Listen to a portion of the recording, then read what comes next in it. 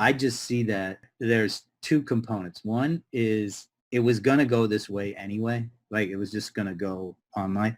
But secondly, now it's a land rush. And whoever gets the good computer and the good microphone and the good setup first is going to make a lot of money. Welcome to the My Future Business Show, where we get you in front of your best audience and keep you there. Not only are we interviewing the biggest names in business to help you become even more successful, we're inviting you to book your spot on the show to help you grow your business. So at the end of the call, make sure you fill in the interview application form at myfuturebusiness.com/interviews. Hi, and welcome back to the My Future Business Show. My name's Rick Nusky. I am the host, and I am sitting here trembling with excitement today because I have somebody very, very special on the show with us today, Mr. Philip Galinsky. Welcome to the show, Philip. Thank you for having me. It's an honor and a pleasure. Yes, absolutely. My pleasure, must I say. I noticed your bio, and it just blew me away. And for everybody who is on the call with us today, the core of today's call is about voiceover work and how that you can become part of this industry working from home. But before we do that, Philip, I always take time to learn more about you. Now, you and I were just talking before the call about doing repairs around the home and how things have been pretty much locked down for the last 6 months. And I'd love to talk a little bit more about how that's affecting you personally. But let's wind back even further because I want to learn about you when you were growing up, where you lived, what you loved doing, and how was it that you got to be involved as an actor and a voiceover artist up to today? Okay, so I grew up in Connecticut, and I'm the youngest of 5 boys, so no sisters. Mm-hmm. So acting became a survival tool in order to eat. If you have 4 older brothers, they kind of take all the food. You gotta look like you're hungry and act like you're hungry if you want to eat. So that was part of the beginning of it. And then let's see, I knew I was funny, but I didn't know what that meant. So when I was in high school, you get class clown and then you get suspended, and I was like, I don't want to do that thing. That's not funny. Getting suspended is not funny. So I listened to my parents, and I started just telling stories from experiences that I had, and they were really funny, and they were funny because they were real. So that was just the beginning of what I was doing. And then I would see different performers that I really liked, that it was hard to describe why you were attracted to them. Like Robin Williams was just incredible, right? Yeah, it's just like absolutely. you can't, like my parents were like, why is this weirdo staring at Mork and Mindy? And I'm like, it's not Mork and Mindy. It's this dude, man. This dude is crazy. Like this dude is on a totally another level of what's going on. So I was just would remember experiences and then try to tell them. So that my biggest conflict when I first started was I didn't see myself as a comedian, right? So I like comedians, but I didn't see myself as a comedian because I wouldn't get on stage and say, hey, airline food. And you know what I mean? Like I didn't. Yep. So I had more stories and more like having a beer with a guy and going, yeah, you're funny, man. And at that time, we didn't have the podcasts and all the stuff where they let you develop a style and hear a voice and like a cadence and like a timing. So like, I started seeing like when Lewis Black started blowing up, I was like, that's it. He's just telling a story. Yep. And he gets frustrated, he gets angry, and you see it and you like it. And in the old days, it was, the rule of 3, set up, punch, boom, right? So it took me a long time to kind of hone the craft. But once the I wouldn't even say barriers. I said once it was more accepted, It was a lot of fun. It was a lot of fun. So like I had done a one person show about my life as a theater producer, actor, writer, voiceover artist. And the main crux of it was that I'd been auditioning to get on Law and Order for 20 years, right? If you're a Yeah. New York actor, that's what you do. Like all my LA friends are like, you suck. You didn't even get on Law and Order. That's the only show there. Like That's the what? pinnacle. Right. And I'm like, I've been auditioning. It's not like I haven't. So I set up the show. It's all good. And I actually book a Law and Order. So I have to now change the entire ending of the show. Because the ending was that I'm still grinding, I'm still going for it. So the ending of the show is I run downstairs to the lobby of my apartment to my mailbox because the episode runs, and the mail lady's down there, and she's like, "What are you doing?" And I said, "I'm checking the mail." She's like, "No one checks their mail. Like, what are you getting in the mail?" I'm like, "Well, what do you do down here?" She's like, "Yeah, I just wait around 20 minutes and then I leave." Because she literally has nothing in her bag. There's like no mail. So I go, I booked a Law and Order, Law and Order SVU, and it just ran, and they're going to send me a check because it's coming today. So she looks at me and she's like, Law and Order. I was like, yeah, Law and Order SVU. She goes, that show's still on. Thanks very much. Yeah, right. I love this. Learning more about the person behind businesses and the person behind the screen. In this case, it's just such a wonderful perspective to get an actor's perspective of what it's like to be behind that screen, being that person, going through the motions and acting. What was it like for you to step onto a stage of such significance? To be to be on Law and Order is like, it's like the tattoo. Like you got a tattoo on your arm. You're part of like something. The I was like, crew. yeah, man. Yeah. I'm like, yeah, man. And I have another great story that was in the show. So I booked a Law and Order. My agents are happy, and they're like, congrats. And so can I say a kind of curse word, but not a bad Absolutely. one? Yes. Okay. All right. I just want to. So this section of the show, when I'm telling this story, is called "I'm Not a Dick, but Dick Things Happen to Me." So I booked a Law and Order. I get my email with my instructions, and they say, okay, you're going to go up to the Upper West Side. You're going to get into a van, and then they're going to take you to Yonkers, where the auto mechanic garage is, because I play an auto mechanic. Mm-hmm. And I said, okay, cool. So I get up there early, and I see a van, and I get into the van, and I sit in the back of the van because I'm not a dick. You know what I mean? Like a dick Yep. would sit in the front of the van and have people crawl over you or whatever. Yes.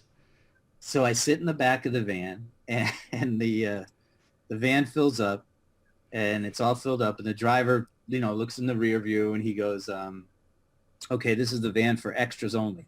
And I'm like, oh shit, I'm in the wrong van. So I raise my hand and I'm like, I'm in the wrong van. I'm sorry. I have a speaking role. And like all the extras are looking at me like, what a dick. Like, wait, trying to build your self-esteem? So I'm crawling over all these extras to get out of the van, right? So I get into the other van, and the other van is black. They're both black. Like, there's no way I could have known. You could have known. No discernible differences. Right. So I get in the other van, and now all the lead actors are like, what a dick. You got into the wrong van. And I'm like, I'm not a dick. I swear to you, I'm not a dick. And so we get to the location to shoot, and everybody piles out of the van, and the extras kind of like are circling me. It's kind of like Lord of the Flies. They already assume I'm a dick, so they're just like circling around me, and I'm just like, I was like, I swear to you, I'm not a dick. And all of a sudden, the director on the megaphone, Philip Galinsky, and I'm like, yeah. Oh, sir, your trailer's right over here. So I had to walk through the extras to get to my trailer, which I didn't know I was going to get a trailer. And as I walked by, they're like, dick. What a dick. And I'm like, I'm walking into the trailer going, I'm not a dick. I swear to you, I'm not a dick.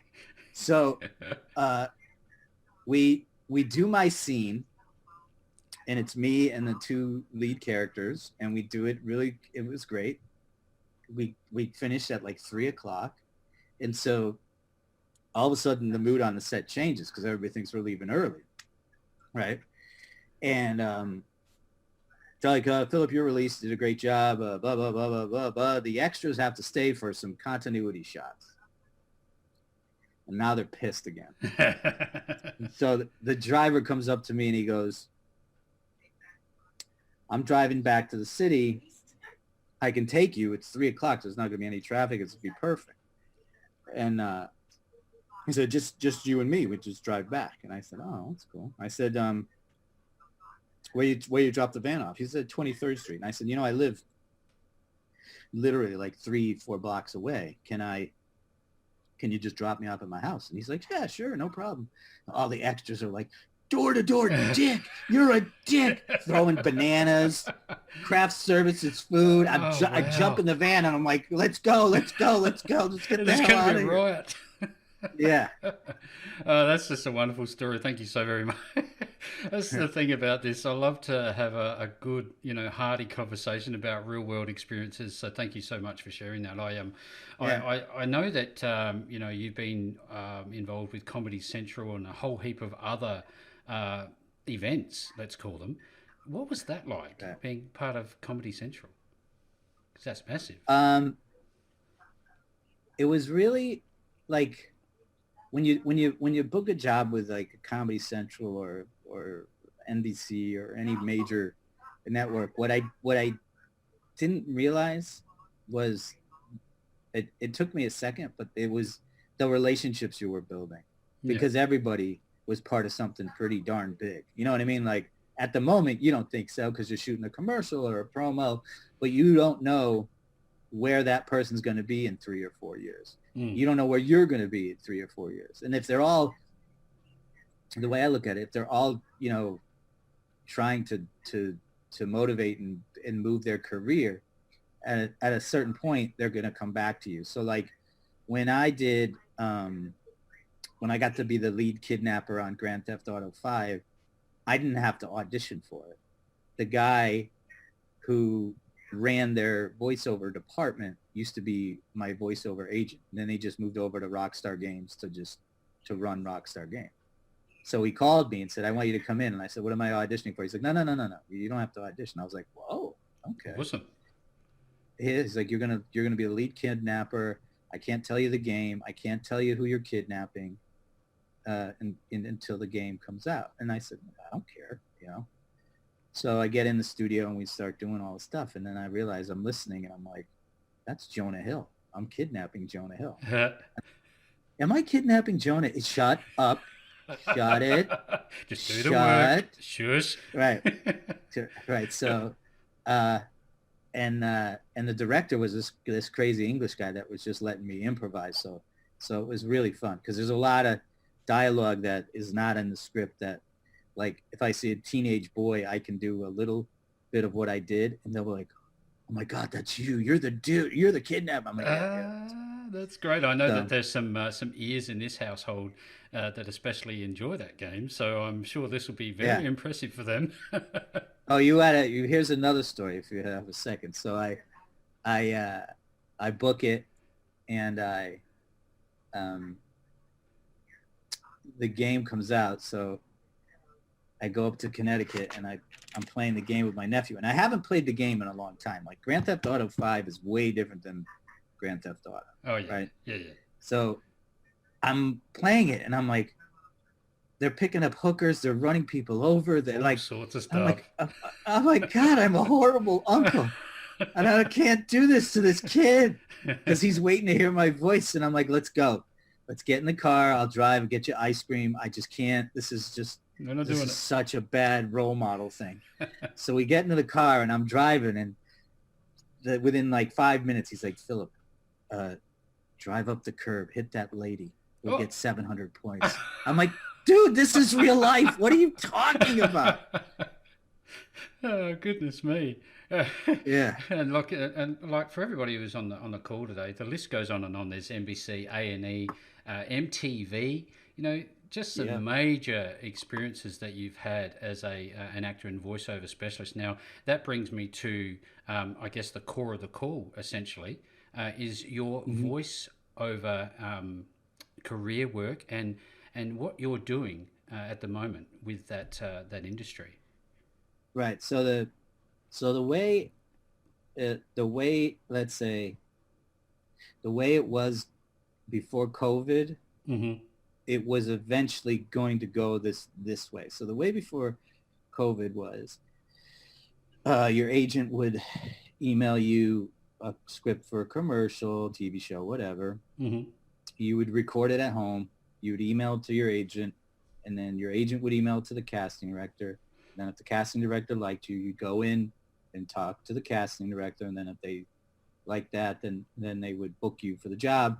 And then you go to an engineering studio and record the spot. Yeah.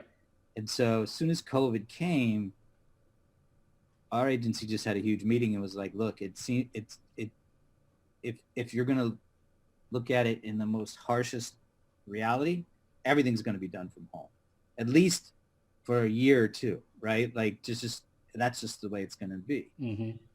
So I set up my home studio, and then when I set up my home studio, I decided I'm gonna make a website where people can learn how to set up their own home studio, because for a long time we're not going to meet anybody anymore. Like we had meetings where the voiceover actors were like, well, can't I just bring my own microphone? It's sterilized, whatever, and I'll go to the audition. And I was like, you're getting on a subway. You're touching No, doorknobs. It's beyond it's not. just Yeah. going into the casting director's office. And so the other thing was I do like Zoom consultings, and then a lot of the people, because I'm like brutally honest. I'm like, look, I know, because for me anyway, after a while I was like, I'm kind of zoomed out. Yeah. So I did these pre-recorded episodes that are 5 minutes long that talk about the process of what you should do at the beginning as far as technique. Then it moves into home studio and blah blah blah blah, this, that, and the other. Yeah. And you go to yourvostudio.com and you can buy the episodes and download them and then watch them at your pace.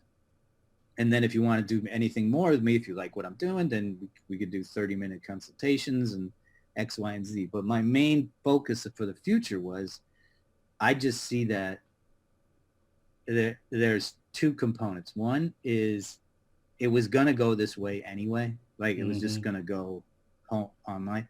But secondly, now it's a land rush. And whoever gets the good computer and the good microphone and the good setup first is going to make a lot of money, because the people that, if you're like, I was the voice of Toyota. If you're the voice of Toyota now, you're going to be the voice of Toyota for probably 9 or 10 years, Yeah. Yeah. because they like your voice. They're not going to look for anybody else. You don't cost them that much. I mean, you get paid what you're going to get paid, but they're not hiring other things, right? They don't need a casting director. They don't need this. They don't need that. All the So overheads. yeah, the overhead's gone. So whatever my fee is from being in the union or whatever is my fee, but there's nothing extra, right? So when I designed the course, I also was like, I want it to be economical, because I used to edit actors acting reels, and I would do a reel for like $99, Mm-hmm. and these editors would be really mad at me, and they'd be like, well, I charge 800, and I'm like, yeah, but if I'm editing this guy's reel for 99 and he books more jobs, he's got to change his reel, which means he's going to need me again, Mm-hmm. right? So I have a repeat customer. You're doing a one-off, like Yeah. you made $800, but he ain't coming back because it's just too expensive. Yeah. So the deal I have is that 10 episodes are $89, and if you want to do a consultation with me, it's $39, and you also get over 40 scripts just to look at, because Yeah. a lot of the new people in the voiceover industry, some of them don't even know what a storyboard is, and all these different things. So that I just try to arm you with the right tools. And then again, I still get resistance because they're like, well, you're opening up the pool, right? You're making more competition for yourself. And I'm like, no, there's enough food for everybody to eat, Yeah. I think. Yep. The plate's big enough.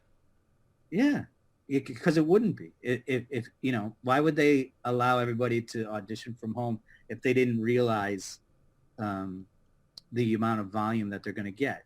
And so part of the course also explains, like, when you do get an audition, if you can, and I know it's hard, but if you can, submit it as quickly as you can. Not rush the audition itself, but submit it as quickly as you can, because I mean, think of this right now.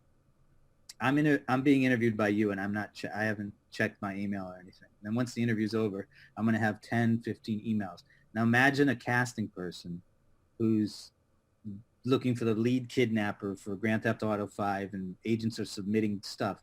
After 10 of them, they're going to just pick somebody because they're just going to have so much volume that it's not even worth it. You know what I mean? Strategy. So, yep. Yeah. So, like, knowing little things like that are what's really embedded in the course. Is sort of like, it's almost like I had a Zoom session where I was talking to voiceover actors and actors, and I said, I mean, just think of your own mentality, right? Like, think of the fact that if a friend of yours sends you a YouTube video, you immediately look at how long it's going to be. You could care less what it is. But if it's over 2 minutes, forget about it. Right. Yep. It's like, no, but I slipped on a banana peel and I felt, no, I don't care. It's 2 minutes. No. So if that's the human psyche, right? If that's a human condition, it's just super amplified by an agent or a casting director, right? So send me the audition, send me it in a timely fashion, and we'll see what happens, and ultimately, like, it's all out of your control. No matter how good, like, people spend $6,000, $8,000 in a home studio, and it's like, that doesn't get you the job just because you have a super expensive home studio. I booked to be the voice of the McDonald's lemon in McDonald's Lemonade, right? It was an animated character. And the lemon was pissed because they're now making strawberry lemonade. So I was like, well, why do you need to add strawberry to me? I'm fine, right? So I book it. I get paid for the recording. It's supposed to go up in 2 weeks. And then nothing happened. So I called my agent. I said, what happened? I thought it was supposed to go national. I thought it was like, one of these big jobs. He said, I don't know. So come to find out, I guess I did such a good job that in one of their focus groups, they were like, he sounds like Steve Shrippa from The Sopranos. Yeah. Why don't we ask Steve to do it? So within 2 weeks, they had Steve record it and be the lemon. And I was just like, and then here's the lemon salt in the wound. He lives in my neighborhood. I see him jogging all the time. I haven't had the courage to knock him out because he's in the mafia. I can't do that. Yeah, no, probably wouldn't work out well for anyone involved. This has just been such a great call. I've enjoyed it thoroughly, learning more about you, your stories, and the reasons why you got involved in all of this. Now, I'd love to know when they visit yourvostudio.com, of which I'll make all of the links below this post, no matter where you find this interview, be able to get back to Philip. I'd love to know what is the process if people actually want to work with you closer than that? Is there an opportunity to work at a higher level, one-to-one with you, for those who you think have what it takes to be a good voiceover artist? Yeah. There's 30-minute. There's when you go to the site, that it breaks it down. There's the 10 episode course, and then there's the 30-minute consultations, which you get the first one free. Yeah. And so that I can go over what you want to do, so I can customize it. Because some people, I work with a group of veterans because I had a live theater show and I used to give them tickets for free to come see it. And then when all this happened, they were like, "Are you doing anything else?" And I said, "Well, I'm doing this, voiceover stuff." And I could, I think you guys would really like to learn how to podcast, not, actually do commercials, but I think you have a voice in what you're doing and you're technically savvy. So it's not going to be a huge learning curve from me to you. Mm-hmm. And so I have a bunch of veterans that are working on different type of podcasts for themselves. And I have other clients that, they want to do books on tape, and then others that just want to do video games or animation. So once I can kind of sit down and figure out what you want to do, then I can sort of custom tailor a plan. And if any of your listeners want to take advantage of my offer, Mm-hmm. just when they contact me through the website or my email, just mention the word future, and I'll know they came from your show, and I'll give them the deal. Excellent. Well, look, everybody, you just heard it straight from Philip. If you want to get involved and get yourself a good deal, mention future when you touch base with Philip. Again, Philip, this has just been a magical call. There are so many dimensions to voice-over artistry. It is an art. It's something that needs to be learned. It's not something that everybody's gifted with, and I know that you're the person to help them either recognize that there's something in this for them or to maybe pass on this offer. So with that all being said, again, such a wonderful call, a privilege. Thank you so very much for spending some time with me on the My Future Business show today. Thanks for joining us today.